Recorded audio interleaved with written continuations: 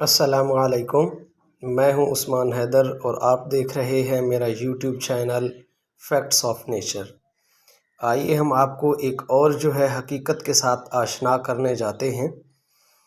पौधों के अंदर जो पानी है ये जड़ों से पत्तों तक कैसे पहुंचता है। आप अपनी रोज़ाना की ज़िंदगी के अंदर देख रहे हैं मुख्तलिफ़ मिसालें कि पानी बग़ैर मोटर के कुछ फुट भी ज़मीन से ऊपर नहीं जाता। लेकिन अगर आप पौधों की बात करते हैं तो पौधों के अंदर जो पानी है वो तकरीबन 300 फुट के करीब। मुख्तलिफ़ पौधों का हाइट कम ज़्यादा होती रहती है, तो मुख्तलिफ़ पौधों के अंदर जो पानी है वो 300 फुट या इससे भी कहीं ज़्यादा जड़ों से पत्तों की तरफ चलता रहता है, लेकिन बग़ैर किसी मोटर, बग़ैर एनर्जी के कंज़प्शन के। तो ऐसा किस तरह से मुमकिन हो सकता है? तो आज हम आपको यहाँ पर ये हकीकत बताने जाएंगे कि एक्चुअली ये जो पानी जड़ों से पत्तों तक पहुँचता है ये ट्रांसपायरेशन के ज़रिए जाता है। ट्रांसपायरेशन हमारे पास एक ऐसा प्रोसेस है जिसके बारे में हम जानने की कोशिश करेंगे।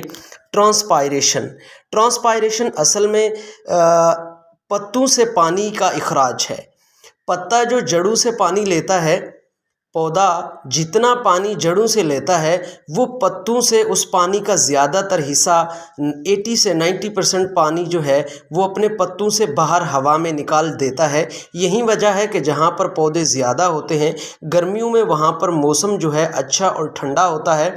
और ये भी कहा जाता है कि जितने जंगलात और पौधे ज़्यादा हों तो उतने बादल ज़्यादा बनते हैं और बारिश के इम्कान ज़्यादा होते हैं। वो इसी ट्रांसपायरेशन की वजह से है। ट्रांसपायरेशन असल में पौधे के पत्तों से पानी के इखराज को कहते हैं।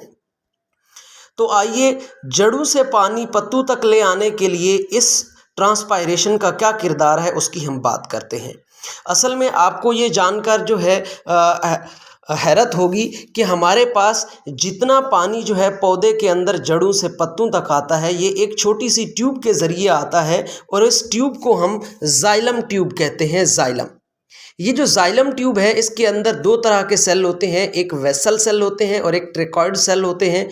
ये टेपरिंग एंड वाले होते हैं। ये एक दूसरे के साथ इस तरह जुड़ते हैं कि ये पूरी एक बारीक सी ट्यूब बना लेते हैं, कैपिलरी ट्यूब बना देते हैं।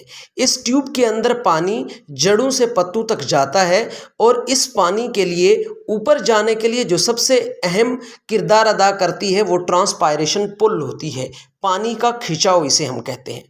हम आज की वीडियो में हकीकत में देखेंगे कि वाकई पौधों के पत्तों से पानी खारिज भी होता है कि नहीं होता। हम आपको बहुत जल्द वो मुशाहिदा भी दिखाने वाले हैं। तो उससे पहले हम थोड़ा सा ये देख लेते हैं कि पानी किन अवामिल की वजह से ऊपर को जाता है। तो पानी जड़ों से पत्तों तक जाने के लिए ये तीन चीज़ें सबसे ज़्यादा अहम होती हैं। एक ट्रांसपायरेशन पुल होती है, एक एडहियन होती है और एक हमारे पास कोहियन का प्रोसेस होता है। आइए चल के हम देखते हैं कि ट्रांसपायरेशन होती भी है हकीकत में कि नहीं होती। हम आपको एक यहाँ पर छोटा सा क्लिप या छोटी सी हकीकत से आशना कर जी, आपको हम लाए हैं यहाँ एक पौधे की तरफ। ये पौधे के ऊपर शापर बांधा हुआ है जो कि पॉलीमर से बना होता है। आप लोग इसके बारे में अच्छा जानते हैं। और यहाँ पर आपको पानी के ड्रॉपलेट्स वो इजीली नज़र आ रहे होंगे। ये हमने कुछ घंटे पहले पौधे की एक शाख के ऊपर, ये हमारे पास एक पौधा है तो इसकी एक शाख के ऊपर हमने इस शापर को लपेट दिया था, अच्छे से हमने बंद किया है। तो इसके अंदर जितने भी पत्ते हैं उन पत्तों के अंदर जितना ट्रांसपायरेशन का अमल था, वहाँ से जितना पानी निकलता रहा है वो इस शापर के अंदर, इस बैग के अंदर आपको नज़र आ रहा है। देख सकते हैं आप किस तरह से ये पानी पौधों के पत्तों से निकलने के बाद यहाँ पर मौजूद है। तो आप बड़ा क्लियर तौर पर इसको देख रहे होंगे। तो ये हकीकत के अंदर हम देख रहे हैं कि पौधे के जो एरियल पार्ट्स हैं, ख़ास तौर पर जो इसके पत्ते हैं, वहाँ से पानी बड़ा क्लियर तौर पर वो बाहर निकलता रहता है और ये हमारे एटमॉस्फेयर का हिस्सा बनता है। और हमारी हवा के अंदर जो नमी होती है वो इसी पानी की वजह से होती है। और ये जो पानी है ये दूसरे अल्फाज में बादल जो बनते हैं उनके लिए भी बहुत एक अहम किरदार अदा कर रहा होता है। जी, ये हमारे पास एक और पौधा है। हमने 2 पौधों के ऊपर जो है ये काम कर रखा था। शापर जो है हमने बैग बाँध रखा था। इस पौधे के अंदर चूँकि ये पौधा थोड़ा नरम शाखों वाला था, इसके अंदर जो है ये इफ़ेक्ट और ज़्यादा क्लियर देखा जा सकता है। देखें, पौधे के पत्तों से निकलने वाला पानी किस तरह जो है इस बैग के अंदर बंद है, और ये आप देख सकते हैं एवापोरेशन का प्रोसेस जो है कितना क्लियर हमें दिखाई दे रहा है। तो हम आज इस हकीकत से आशना हुए कि ये पत्ते जो है, पत्तों से ये पानी किस तरह से बाहर आता है। अभी हम आपको बताएंगे कि पत्तों के जो नीचे वाली साइड होती है उसे हम लोअर एपिडर्मस कहते हैं। इस लोअर एपिडर्मस के अंदर हमारे पास छोटे छोटे सुराख होते हैं, जिन सुराखों को हम स्टोमेटा कहते हैं। इस स्टोमेटा से जो है पानी थोड़ा सा बाहर निकलता रहता है। दिन को ये स्टोमेटा जो है खुले होते हैं, चूँकि दिन को पौधे ने फोटोसिंथेसिस करनी होती है, खुराक बनानी होती है। ये देखें जी, हमने ये जो है क्लियरली देखने के लिए ये हमने वहाँ से पौधे से जो है अलहदा कर लिया है, ताकि हम इसके अंदर जमा शुदा पानी आपको दिखा सकें।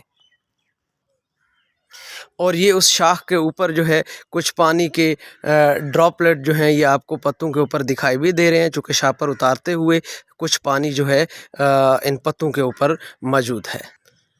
जी, ये इन जो हमारे पास बैग थे, इनके अंदर पानी जो है वाज़े तौर पर जमा हुआ है, और ये पानी आपको यहाँ से गिरता हुआ भी दिखाई दे रहा है। तो ये देखें जी, ये पानी हमारे पास यहाँ मौजूद है।